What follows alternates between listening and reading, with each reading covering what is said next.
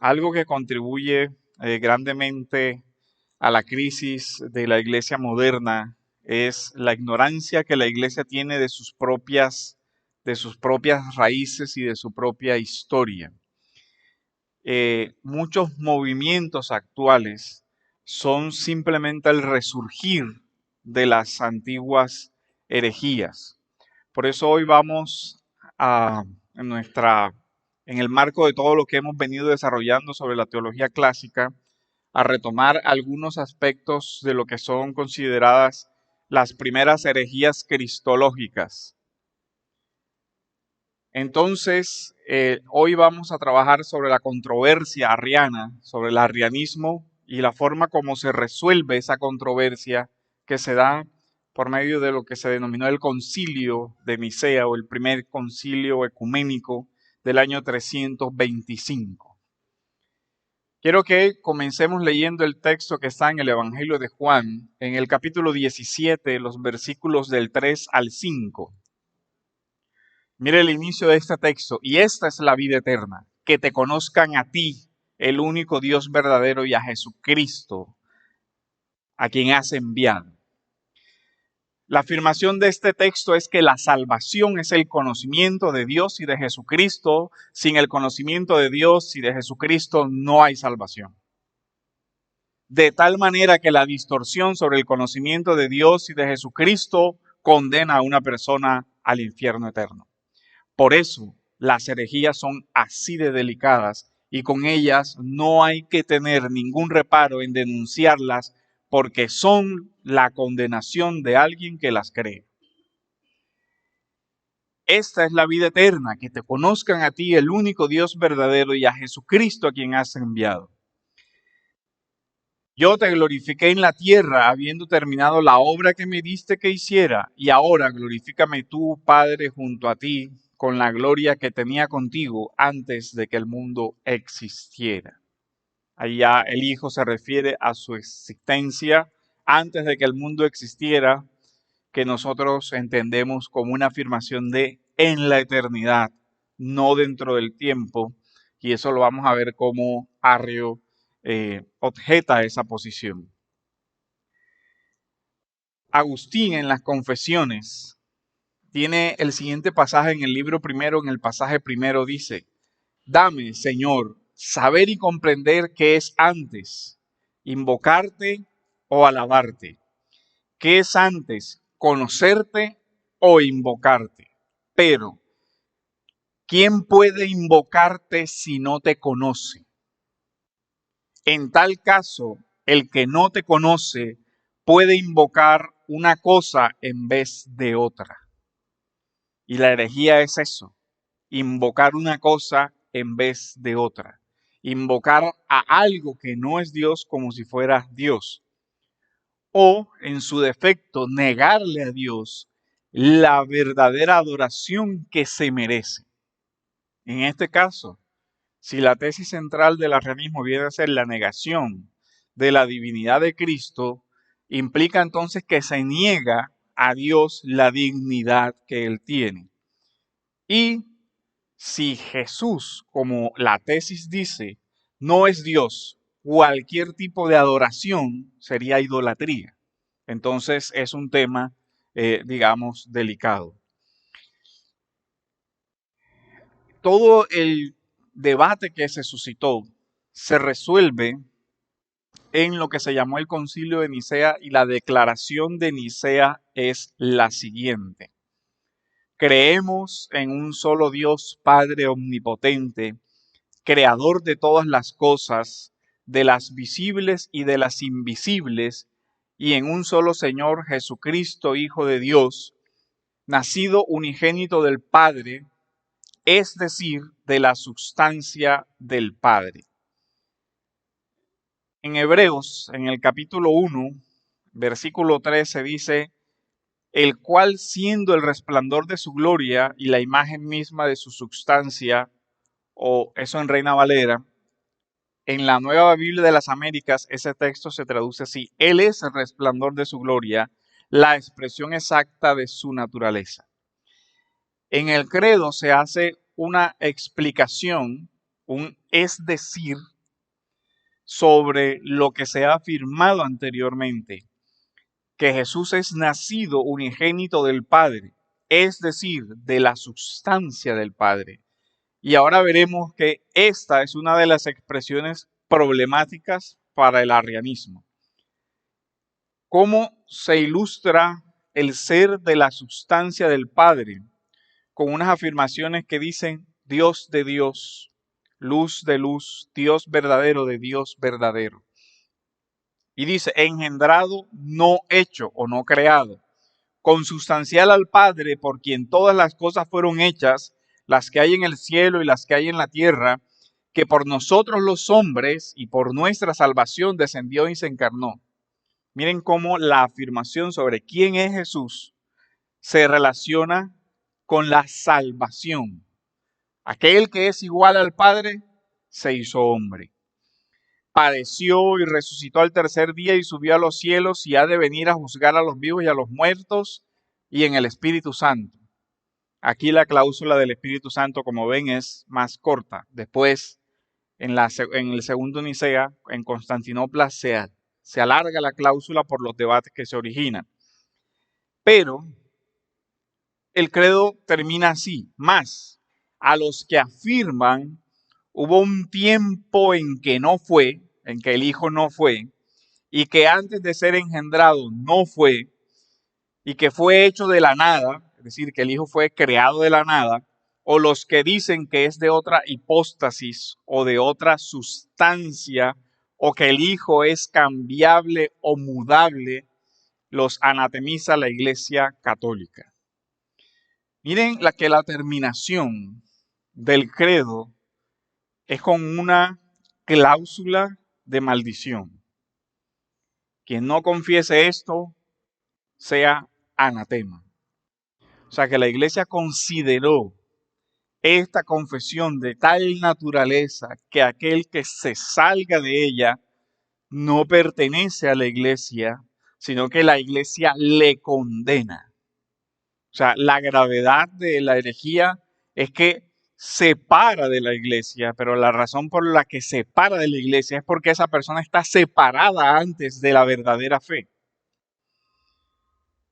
Hay otra versión del credo que se recoge en las obras de Hilario de Poitiers, que se conoce como la versión de Hilario.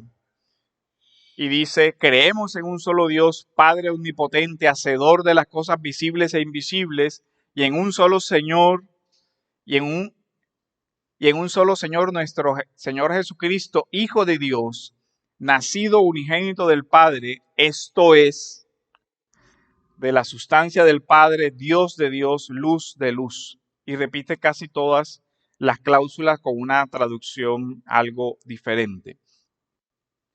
Si la Biblia prohíbe la idolatría, y recordemos que la idolatría en el capítulo 20 del Éxodo se considera como algo que puede llevar a la pena capital, nosotros debemos preguntarnos dos cosas. Si Jesús no es de la misma sustancia del Padre, si Jesús no es divino, si Jesús no es Dios, entonces cualquier acto de adoración, por ejemplo, cantar un himno de alabanza a Cristo, implicaría que se está dando un culto a una criatura, no importa el nivel de excelencia que se le quiera otorgar a esa criatura, se le estaría dando un culto a una criatura que solo pertenece al Creador. Y eso sería idolatría. O de otra manera, aquellos que niegan la condición divina del Hijo y no le adoran, siendo que es Dios, entonces son culpables ¿de qué? De no darle la honra debida a su nombre. Ahora, lo triste es que muchas personas no profesan abiertamente hoy el arrianismo. Es decir, no tienen una confesión consciente de que eso que están creyendo no corresponde a la verdad que la Iglesia ha creído desde antes, desde muchos siglos. Ahora, Por ejemplo, muchas personas hoy siguen teniendo la idea de que la Trinidad es una jerarquía, algo así como una pirámide de mando, donde está el Padre, viene en sucesión el Hijo y viene en sucesión el Espíritu Santo. Y que de alguna manera hay grados dentro de esa Trinidad. El Padre es un poquito más poderoso que el Hijo y el Hijo a su vez es un poquito más poderoso que el Espíritu Santo. Bueno, eso se llama herejía y es arrianismo. Ese es el problema. Pero hace parte de la cultura evangélica general. Muchas personas ven la Trinidad de esa manera, como una graduación de escalas, como una especie de jerarquía dentro del ser divino. O peor, ven como si el Hijo fuera una separación del ser para convertirse en otra cosa, o una derivación. Recuerden que Dios es simple y por lo tanto es indivisible. Ahora, lo que nosotros vemos en la formulación del arrianismo que vamos a detallar ahora es que sucede lo que advierte Agustín. Se puede invocar una cosa en lugar de otra. El tema es que ese error ha sido condenado de tal manera por la Iglesia que no puede contarse como una simple equivocación, sino que fue objeto de anatema. A estos los anatemiza la Iglesia católica y apostólica. Así termina el credo en la versión de Hilario. A estos, miren, aquellos empero que dicen hubo un tiempo en que no fue, refiriéndose a Jesús, y antes de nacer no era, y que de lo no existente fue hecho de otra sustancia o esencia del Padre, a los que dicen que el Hijo de Dios es variable o mutable, a estos los anatemiza la Iglesia católica y apostólica. A muchas personas hoy, o si usted ve, la mayoría de los credos que de pronto se encuentra publicado por ahí en los libros, no traen los anatemas de los credos. No traen las sentencias, no traen las condenas. Y uno se pregunta, ¿por qué? Si el credo completo dice el que crea esto, el que crea esto, el que afirme esto, por lo general hay una lista. Una de las listas más largas son las que se encuentran en los credos de los anatemas. En el Concilio de Toledo, donde se sentencian una cantidad de herejías sobre la Trinidad, todas dicen el que crea esto sea anatema, el que crea esto sea anatema. Y por lo general está pasando que la mayoría de las iglesias dicen, yo suscribo Nicea, pero me parece exagerado el tema de los anatemas. Y uno dice, ¿por qué? Si tú crees que la afirmación sobre Cristo que ellos hacen es fuera de la Biblia, entonces, ¿por qué no creer el anatema? Entonces vemos cómo la iglesia hoy, cayendo en ese pragmatismo, se preocupa más por que en la iglesia se hable de las 10 formas para tener una familia exitosa, las 4 llaves del éxito, pero la iglesia no reflexiona con profundidad sobre los misterios de la fe que la distinguen. Y uno de los misterios de la fe que distinguen a la iglesia es el misterio de la Trinidad y el misterio de Cristo. Son los misterios centrales de la fe cristiana, de tal manera que sin ellos no hay ni siquiera fe cristiana. Pero al parecer la iglesia se contenta con adorar lo que no conoce y posiblemente lo que no es Dios, como lo dice Agustín. Ahora, el debate de Nicea gira alrededor de la expresión de la misma sustancia. ¿Qué significa aquello de la misma sustancia? Viene del latín, que dice materia caracterizada por un conjunto específico y estable de propiedades. Esa es una de las definiciones que aparece en la RAE. La otra es la que más tiene que ver con lo que estamos desarrollando, y es conjunto de características permanentes e invariables que constituyen la naturaleza de algo.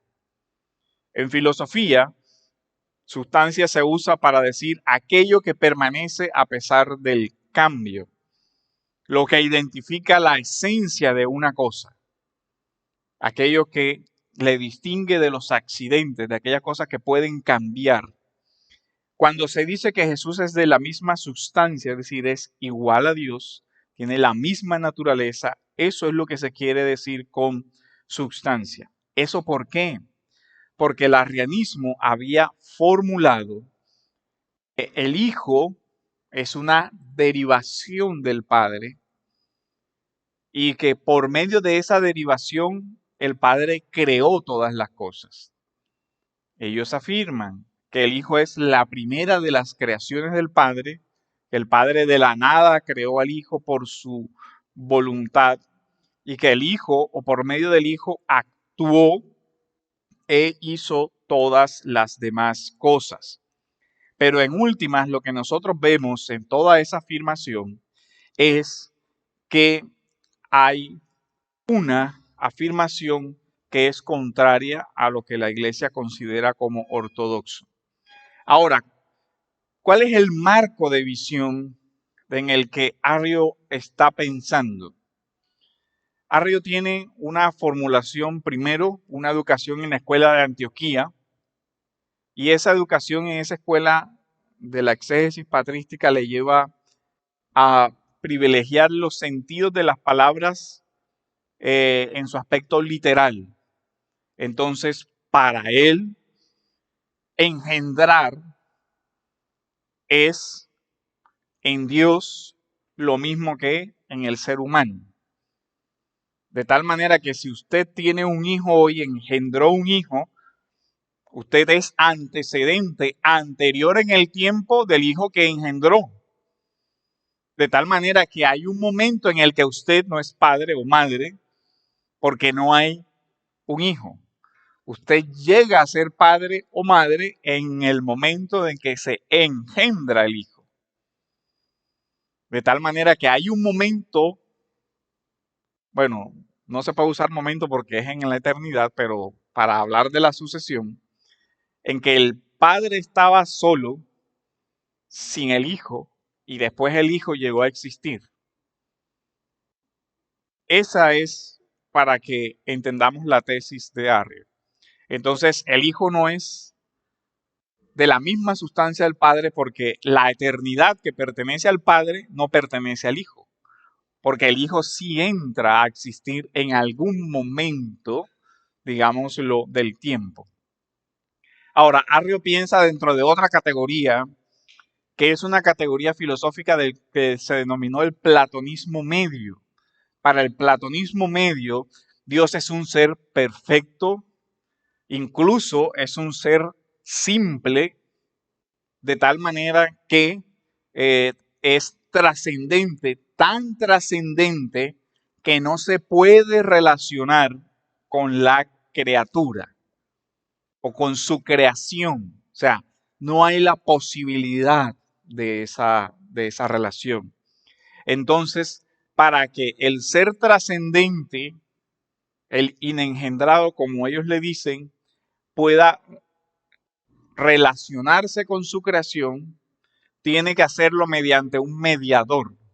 Y el sentido de mediador es alguien que de alguna manera tiene ciertas características del Ser Supremo, pero disminuidas en algo para que pueda relacionarse con aquello que es inferior y a su vez relacionarse con aquello que es superior.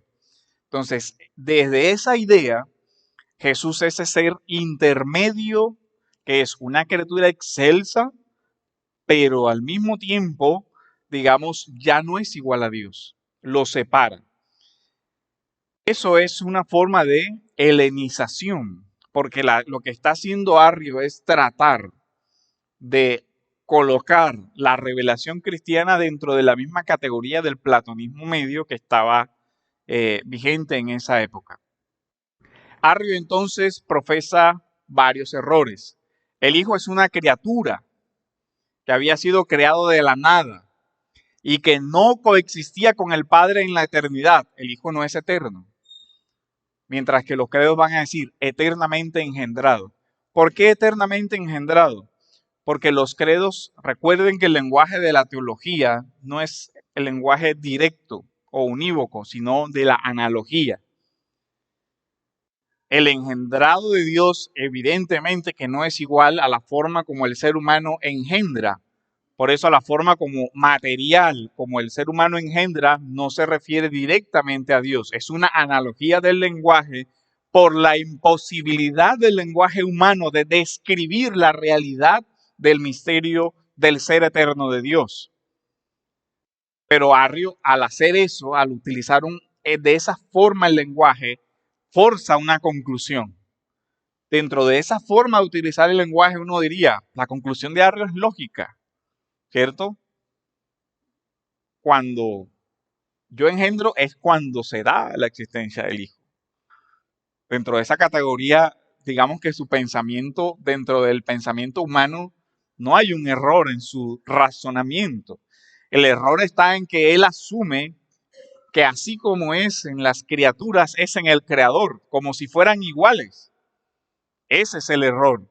Y ahí viene a verse todo ese tema. Pero Arrio también proclamaba, por ejemplo, que el Verbo se había unido directamente a la carne humana y hacía las veces de alma. En Nicea todavía ese punto no se vio con la gravedad que tenía, pero después se ve cuando viene Apolinar de la Odisea. Pero veamos a Arrio en sus propias palabras. Arrio le escribe una carta a Eusebio de Nicomedia. El contexto es que Arrio hace la afirmación, el obispo lo expulsa porque dice eso es herejía, esa afirmación es incorrecta, y Arrio comienza a buscar a sus antiguos compañeros, discípulos o condiscípulos para hacer propaganda a su teoría. Y lo que era un tema eclesial terminó convirtiéndose en un problema de la política del imperio. Y aquí vamos a ver cómo la política terminó influyendo en todo este debate de una manera trágica. Pero veamos lo que dice Arrio. El Hijo no es inengendrado. Es decir, el Hijo no es eterno como el Padre. El Hijo no es inengendrado. Ni en ningún sentido es parte del inengendrado. O sea, se refiere al Padre. Dice, ni proviene de un cierto sustrato. Lo que Nicea va a decir, de la misma sustancia, Arrio dice, no. Ni siquiera del mismo sustrato, sino que por voluntad y determinación comenzó a existir antes de los tiempos y antes de los siglos. Arrio dice, Jesús llegó a existir por la voluntad del Padre. No es coeterno al Padre.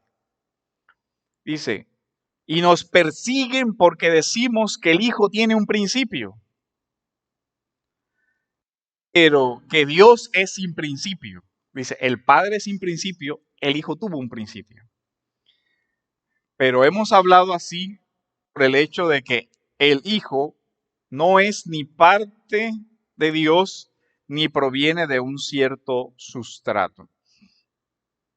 También le envía una carta a Alejandro de Alejandría, que era su presbítero, y le dice lo siguiente: conocemos un único Dios, único inengendrado, único eterno, único sin principio, único verdadero, el cual ha engendrado al Hijo unigénito antes de los tiempos eternos, por medio del cual ha hecho los siglos y todas las cosas, engendrado, pero no en apariencia.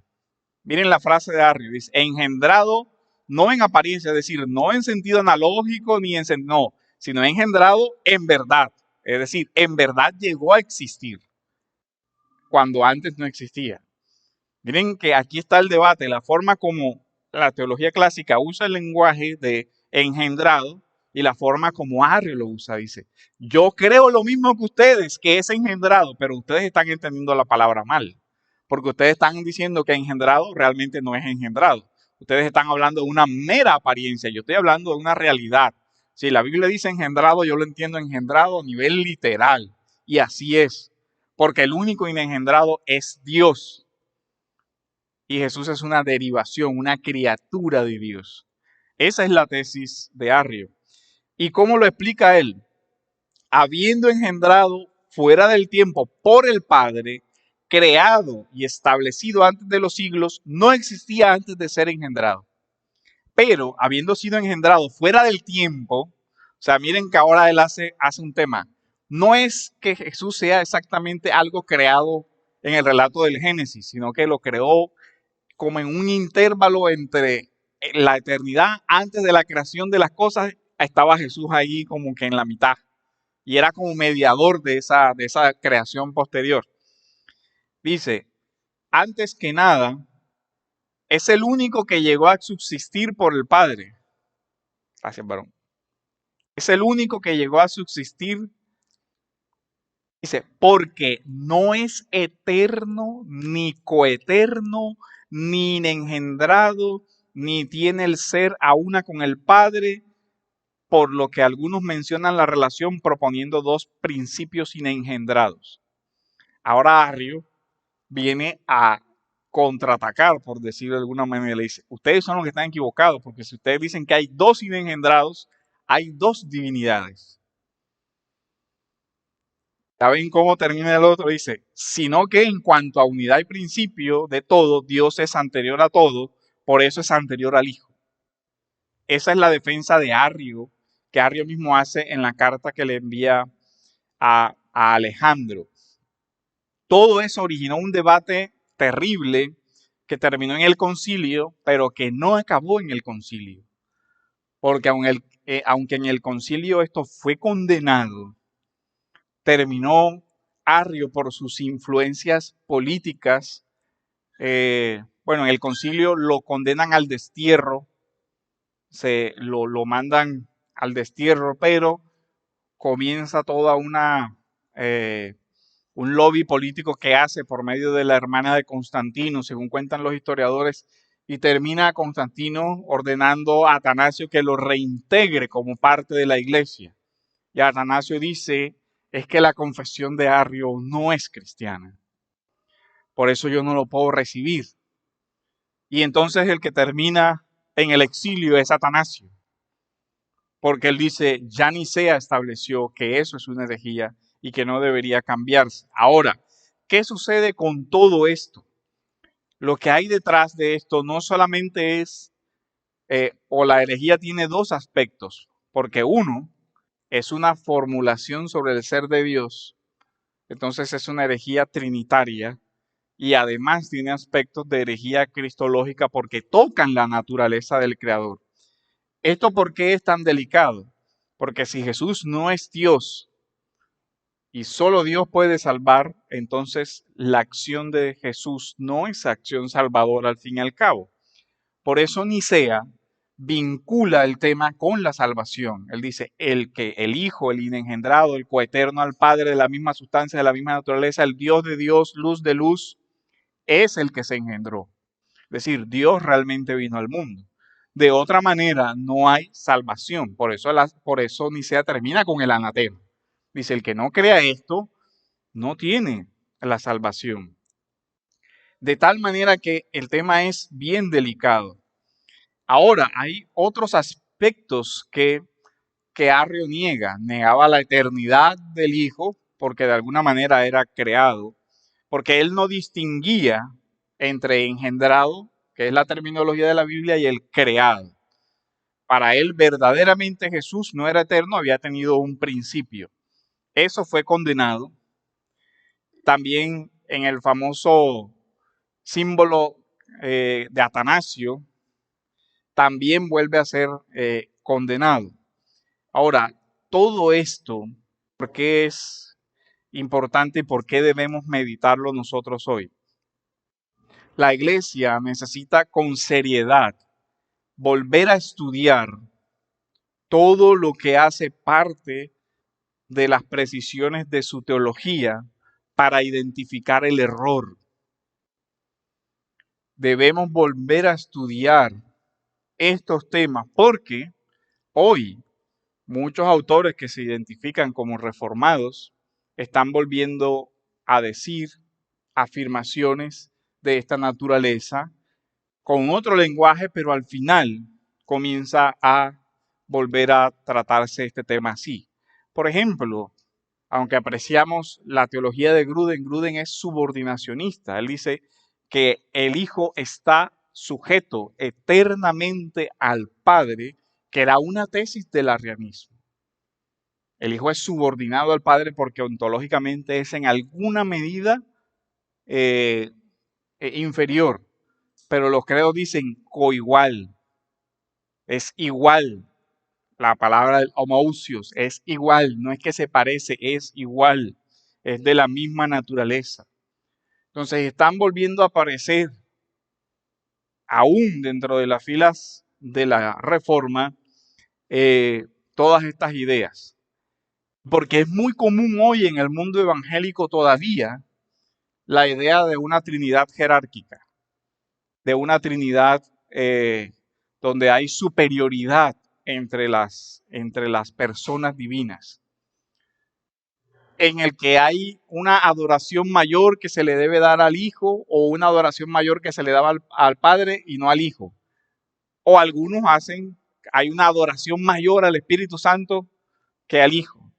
Cualquiera de esas variantes es una variante dañina y peligrosa para la iglesia. Pero quizás lo más triste de todo esto es la ausencia de una seria reflexión teológica en los púlpitos de la iglesia. Y el razonamiento es más o menos el que sigue. Es que en la iglesia hay que tocar cosas prácticas que le ayuden a las personas en sus dificultades diarias. La teología queda para el seminario. Y el estudiante del seminario dice, pastor, pero es que la gente allá en la iglesia me pide cosas prácticas y usted aquí me está enseñando teología. Enséñeme las cosas prácticas que allá me exigen. Entonces, el pragmatismo y lo práctico termina en que una iglesia no tenga ningún fundamento o no tenga los fundamentos verdaderos para ser denominado iglesia, que la teología termina desplazándose de la iglesia cuando es el lugar de la teología, se termina reemplazando la predicación de la doctrina cristiana por la motivación cristiana, por el tú también puedes, Paco. A esos niveles de degradación terminaron los púlpitos evangélicos, a convertirse en un chiste. En tú también puedes, saca tu campeón y todo el resto de estupideces que son el común denominador de los púlpitos evangélicos. Pero no hay un pensamiento serio sobre lo que es la doctrina cristiana, porque el pragmatismo ha influenciado a todas las áreas de la iglesia, comenzando por los que son los responsables de llevar y dirigir la iglesia. Pastor, es que enséñeme cosas prácticas. Ok, vamos a dedicarnos a cosas prácticas. Y esa es la raíz de la pobreza teológica de la iglesia. Y al final lo que ha pasado es que todas esas herejías están cobrando una gran fuerza porque la iglesia no tiene el fundamento para entender lo que está pasando. Ni siquiera tiene la capacidad para entender el lenguaje de las formulaciones que se hacen y se repiten como si fuera algo chévere y novedoso las antiguas formulaciones en lenguaje actual de una mala teología y de herejías condenadas. El llamado a todo esto es que regresemos realmente a las raíces de nuestra fe para mantener la verdadera unidad de la verdad frente a un mundo relativista que cada día más arrincona a una iglesia que no tiene identidad sobre sus propias creencias y fundamentos. Y eso es un problema serio. Es un problema serio. Miren algo. No sé si han visto que comúnmente se está hablando ahora de catolicismo reformado y todo el tema. Bueno, los credos comienzan. El credo apostólico dice que creemos en la Iglesia católica, es decir, universal. Y el credo de Nicea dice, a estos los condena la Iglesia católica, la Iglesia universal. Pero curiosamente, muchos de los que se identifican con ese nuevo catolicismo rechazan Nicea. Y uno dice, muy cómodo. ¿Por qué rechazas el anatema y por qué rechazas la declaración y te consideras universal? Lo que considera universal la Iglesia es que estas confesiones unen la doctrina universal de la Iglesia. Pero cualquiera que se salga de esa doctrina no es Iglesia. Ese es el problema. Y puedes ponerte el apellido que quieras, pero si te sales de estas declaraciones que son los credos universales, no eres Iglesia. Así te pongas un nombre bonito, moderno o llamativo, no eres Iglesia. Al contrario, la Iglesia católica te condena por hereje. Y eso es delicado. Entonces, todo esto debe llevarnos a nosotros a pensar sobre si realmente estamos entendiendo la riqueza y profundidad de nuestra fe o nos estamos llevando por las modas de los tiempos. Y que el Señor nos ayude, porque aunque aparentemente la iglesia salió victoriosa en Nicea, lo que vino después fue la persecución de la iglesia. Y los que confesaron este credo terminaron torturados, exiliados, sin posesiones y algunos muertos en cárceles y mazmorras. Estas declaraciones de la iglesia costaron la sangre de los mártires y hoy la iglesia las trata como si fuera cualquier cuento de viejas. Y eso no es así. Esto es aquello que la iglesia confiesa y aquello por lo que muchos hermanos murieron. La sangre de los mártires regó las verdades del cristianismo, las que ahora estamos vendiendo por cualquier idea nueva. A ese nivel ha decaído la iglesia. Y que el Señor nos ayude a no continuar por ese resbaladero, porque la caída va a ser grande y dolorosa.